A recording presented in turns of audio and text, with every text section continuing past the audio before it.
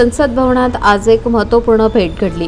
देशभरातून 7 ऑर्डिनन्स फॅक्टरींमधून आलेल्या कर्मचाऱ्यांच्या प्रतिनिधिमंडळाने काँग्रेस नेते राहुल गांधी यांची भेट घेतली आणि आपल्या व्यथा मांडला।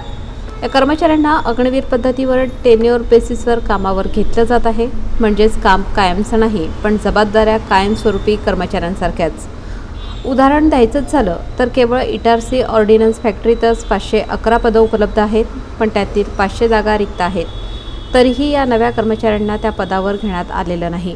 आणखी दुःखद बाब म्हणजे त्यांच्या करारात स्पष्ट लिहिले की ते आपले हक्क किंवा समस्या सार्वजनिकपणे मांडू शकत नाहीत।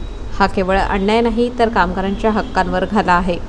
या सगळ्या बाबी राहुल गांधींनी गांभीर्याने घेतल्या आणि ठाम शब्दात सांगितलं, ही तरुण मंडळी देशासाठी झटत आहेत, त्यांचं भविष्य सुरक्षित करणं ही सरकारची जबाबदारी आहे। मी या अन्यायाविरोधात उभा राहीन आणि त्यांच्या आवाजाला संसदेत पोहोचवेन। देशासाठी अहोरात्र झटणाऱ्या या तरुणांचा आवाज आता संसदेतही घुमणार आहे।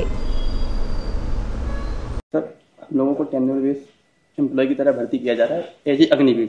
ऑर्डिनेंस फैक्ट्री रक्षा मंत्रालय का प्रोडक्शन डिपार्टमेंट है। 2016-17 से वैकेंसी नहीं निकली सरकारी, पहले सरकारी वैकेंसी होती थी उसमें।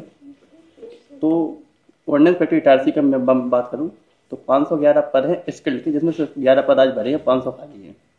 हम लोगों को उसमें काउंट नहीं किया जाता है। सर, हम लोग बंधुआ मजदूर बनाया जा रहा है। नहीं, आप लोगों को अभी बंधुआ मजदूर बनाया जा रहा है, उसके बाद निकाला जाएगा। वो 4 साल तक के लिए 4 साल निकाल दिया जाएगा। आपको बंधुआ मजदूर इसलिए बनाया जा रहा है कि बाद में आपको निकाला जाए। ये पूरा पब्लिक सेक्टर से हो रहा है, पूरे डिफेंस इंडस्ट्री में हो रहा है। और मैंने सुना कि अब सारा का सारा जो एम्यूनिशन है, चाहे 5.56 का हो, 7.62 का हो, 155 का हो, ये सारा का सारा अदानी को दिया जा रहा है। आपको खत्म कर रहे हैं और पूरा का पूरा इन लोगों को दिया जा रहा है।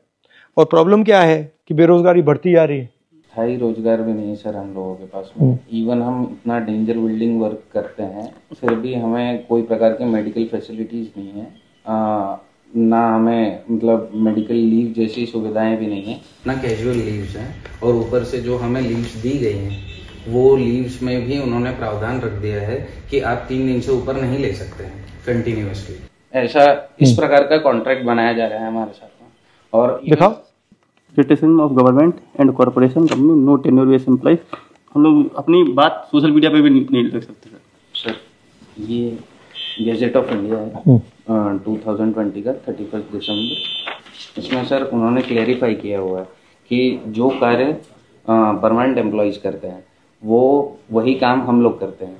तो इस हिसाब से गैजेट ऑफ इंडिया के हिसाब से जो उन्हें फैसिलिटीज़ मिलती हैं वो सारी फैसिलिटीज़ हमें भी मिलनी चाहिए, लेकिन वो चीज़ें हमें नहीं मिल रही है ड्यू टू कॉन्ट्रैक्ट, जो हमारा कॉन्ट्रैक्ट साइन किया गया है।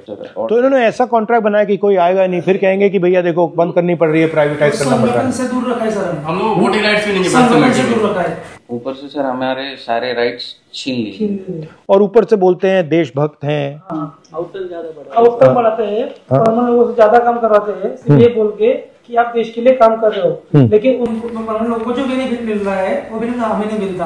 पीस वर्क का मुद्दा है, जो कि अपन इंसेंटिव वो भी हमको नहीं दिया जाता। ओवर टाइम ही नहीं देते। जैसे जो एम्प्लॉइज पहले 2017 के पहले ज्वाइन किया, 5,500 वैकेंसी निकली 17 तक, तो उसमें क्या रहता है 6 महीने का रिविजन पीरियड रहता है और 6 महीने के बाद उनको ओवर टाइम और पीस वर्क मिल जाता है।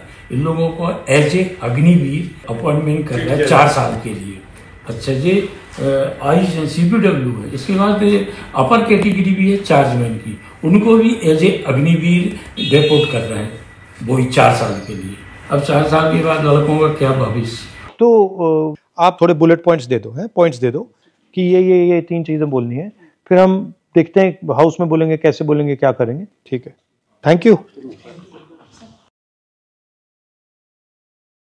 Subscribe now and press the bell icon. Never miss an update.